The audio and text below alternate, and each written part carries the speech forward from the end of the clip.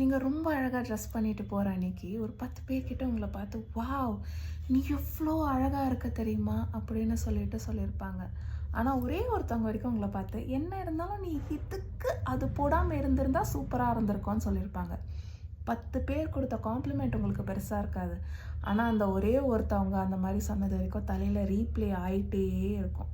Basically உங்கள் மூளை ஒரு பேட் வைஃபை கனெக்ஷன் மாதிரி இருக்கிற எல்லா வேர்ஸ்ட் மெமரிஸும் ஹெச்டி கிளாரிட்டியில் காமிக்கும். குட் மெமரிஸ் எல்லாம் உட்காந்து பஃபர் ஆகிட்டு உட்காந்துருக்கும். இதுக்கு பேர் நெகட்டிவிட்டி பயாஸ். உங்களோட மூளை நெகட்டிவ் எக்ஸ்பீரியன்ஸஸ்க்கு தான் நிறைய வெயிட்டேஜ் கொடுக்கும் பாசிட்டிவ் எக்ஸ்பீரியன்ஸஸை விட. இதுக்கு எவல்யூஷனரி பெர்ஸ்பெக்டிவ் உண்டு.